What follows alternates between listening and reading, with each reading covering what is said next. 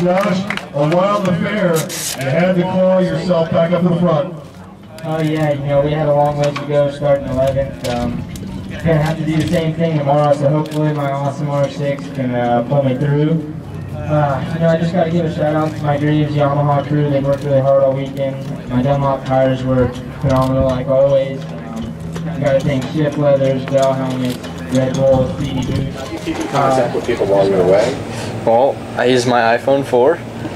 You know, I use Twitter, Facebook, YouTube, just pretty much everything that there is, I guess. I just find a way to use it. I mean, everybody always gives me crap for having so many things, but it's just fun because some people, you know, will have a certain account and then they'll have a Twitter account and they'll have just all these random things. So I just use everything and have fun with it. I enjoy using all the social networking stuff. So, you think the social networking has helped the sport of motorcycle racing, and you think it helps you keep up with your fans? I think it does with any kind of sport. I mean, for fans to feel close to you and know what, you know, Valentino Rossi's doing every day or whoever it might be, you know, Shaquille O'Neal, it's cool to them. I mean, even for me, I like to go on there and see, you know, what LeBron James is doing or somebody like that. I think it's cool because I'm a fan of them, and you know, I would think it was cool if I was a fan of me. I try to update it as much as I can and do some pictures and videos. So. Okay. What do you think has been one of the biggest advances in technology as far as motorcycle racing has gone in, say, the last few years? What do you see as being the biggest help? I think traction control has been around for a couple of years, but it's something that we were able to just start using in the past couple, you know, year or two. So I think that helps a little bit. We don't use it all the time, but when we need it, it's really helpful. Having the data acquisition stuff to plug into the bike after the sessions is helpful. I mean, it'll show you your gears and it'll show your RPMs and your mile per hour and sometimes even your lines on the track. So I think that's really helpful. And you know, Yamaha's come out with some stuff, and Magneti Morelli, which is the company we use for all of our electronic stuff on the motorcycle, they have a really good ECU, which, you know, gets along great with all the traction control and stuff. So it helps a lot. Okay, for the people who don't know what ECU is, what is it? It's I don't really know what ECU means, but it's basically the brain of the motorcycle. It sits right on underneath the tailpiece. You know, like I said, I don't know what the actual meaning of it is, but you know, it's basically what runs it. Okay. Is that like Power Commander, right? Same idea. Kind of, yeah, in a way, yeah. We use DynoJet Power Commander, so it's two different things, but they have the same kind of meaning, yeah.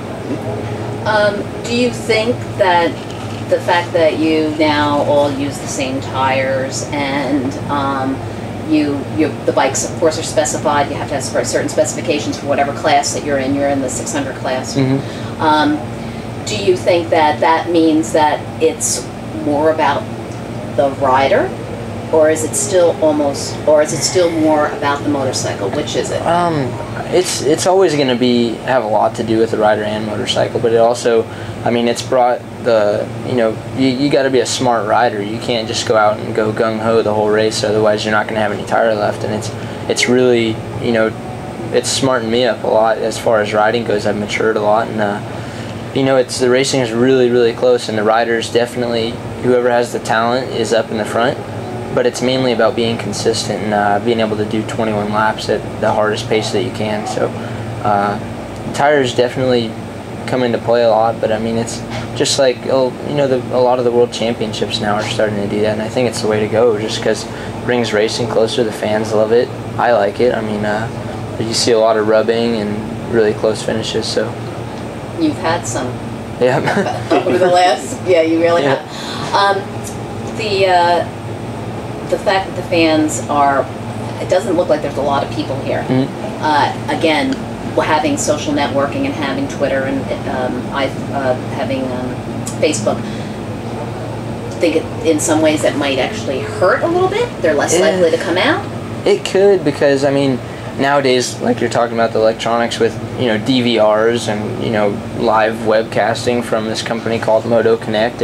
You can just sit at home and watch exactly what you're going to see there and not have to pay the price for it. And you know, I think it's really coming to the races though is the thrill. I mean, being able to sit at home and watch it is cool and rewind it and stuff, but I mean, it's just not the same as coming to the track. I mean, people don't understand that coming to the track and paying for tickets keeps us racing. That's what really keeps it going. That's what keeps the clubs coming, and it definitely helps. So I mean, Facebook and all that's cool, and it's really fun, but it may hurt a little bit with the crowd, and I wish that it wouldn't, but it's quite possible.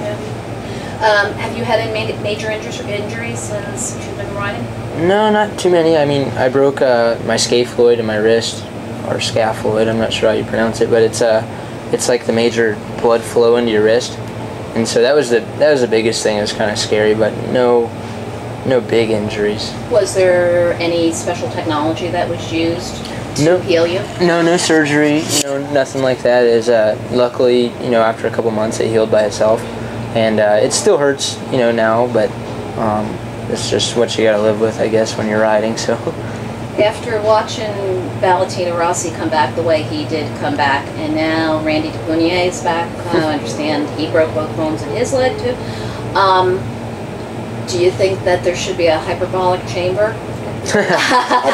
Hyperbaric, sorry. Hyperbaric chamber, sorry. It's crazy how many people are getting as hurt as they are, and I mean, even Aaron Yates, I think he took the worst one just because he had pins in his leg already, so it kind of... He was on bike today, right? Yeah, and today's the first time he's rode since then, and, the other guys crashed and broke the same bones, but this was a reoccurring one, and the pins were still in it, so it's just so bad. I mean, but bikes these days, like if you look at GP, they crash a lot, but it's not as bad as they used to be. I mean, yeah, he broke his leg, and that's bad, but it's not as much as it used to be. It's the traction control, like I said, helps a lot, and being able to, the main thing that does is with 5-6 laps to go and the tire's really greasy, it's helping keep the traction there instead of high siding because you're pushing really hard in the last couple laps, and I think that's the thing that helps the most. Yeah, I just had heard that apparently Valentino Rossi went into this oxygen chamber. Oh, That's the hyperbaric chamber. That's the hyperbaric chamber. Oh. And that increases oxygen flow, which increases your ability to heal faster, probably 3 times faster than normal. Dang, I didn't know about that. And Randy DePunier then followed suit and used the same thing, and he's back. I didn't know about that. Good for Randy, bad for Roger, but not Peyton, but okay. So I was just wondering. That's why I said, should they have one of these, like? Yeah, that's crazy. I kind of avoided the answer to that because I wasn't really sure what that was. I didn't know about it, but that's cool. I mean, it's probably a multi-million-dollar thing. So what it does is it's an oxygen-enriched tent, basically, that they put over that area, and the more oxygen that your injury can get, the faster it's going to be able to heal. Wow. That's pretty cool. Yeah, That'd be nice to have, I guess, at the house. Yeah. I guess that's one of the good things. It's a little creepy, but that's what Michael Jackson used to sleep in. Ooh. Yeah. Dang. That's a little creepy. That's what money brings you, I guess. But being in GP will bring you that. So speaking of that, when are you going to head to GP? Oh, I don't know. Hopefully soon. I'd like to. It's a goal of mine, and if I was ever able to get there, it would be awesome. And I know I can. It's just the economy the way it is, and the way the teams are they want somebody who's been there and they know they can get the job done. So hiring on somebody that's young and doesn't really have world championships to show, it's hard. Like Nicky and Hopkins got in pretty easy, and that's just not as easy it is now. I mean, as you saw, Speeds had to win 3 championships here, go to Europe, win a World Superbike championship. So it's hard. He's giving them hell too, which is good. Yeah, it's good. We need a couple more Americans to give him hell over there. I don't like to see him beat Nicky, but I mean, he's doing good. It breaks my heart to see him beat Nicky, but. Me too. I know that's terrible, but me too. I can't. So show us the technology in your leathers. Okay. Show us what keeps you safe. What keeps you safe? I guess you can't really see it. Move my pretzel here. Okay. But there's just in each elbow. I mean, you have padding. All the knees, you have padding. You have padding in your shoulders. There's some just little padding back here. It's like. What is it called? Tempur-Pedic? What is it? Like the memory foam kind of stuff. So like your bed? It gets the impact and then absorbs it. So that's good. There isn't really too much in leathers that's come out in the past couple of years. I know some companies are starting to do some kind of like airbags in the suit, and hopefully we'll be able to do that soon. But that's just kind of one person started it, and now it's kind of falling down the trail. So that'll hopefully be the next thing that we do. But this is a Shift racing suit. And, it's an awesome suit. It's one of the best ones I've ever worn, and I'm happy with it. You have these nice vents here. That's what I like about it. get really, keeps you really cool, breathes really well. I've seen But, some that have that clip on to the back, but that's a different company. For that has like a fan or. Oh yeah, Alpine Stars has that. That's just it. It's cool, but it's just one of like little extra things that people like, or if you want, like you can put a hydration system in your like a Camelback and have water while you're riding and stuff. I always thought that was kind of cool. But you know, it's pretty simple. It's lightweight. It's not too heavy. It's probably a little bit lighter than your average leathers are that you buy at a store. So. Kangaroo. Yeah, these are cow, but the grade of cow that they use is light enough now that it's not really much difference. So. Nice. Have you always been number 8? No. Whenever DMG bought the series, the teams actually had to own their own numbers. It wasn't up to the rider. So the team buys the numbers, and luckily number 8 was one of the numbers I like, so I just picked that. So I've been that 2009 and this year. So if you weren't with Yamaha, then you went, say, to wherever, you would have a different number then. That's the way it works. Yeah, if you're an AMA, yeah. I mean, I'm sure you could always, you know, bargain with somebody to get your number back. But I don't plan on ever not being with Yamaha, so I'll be able to keep it for a while. Well, when it's number 1, then it'll be. Yeah, next year will be good. Yeah.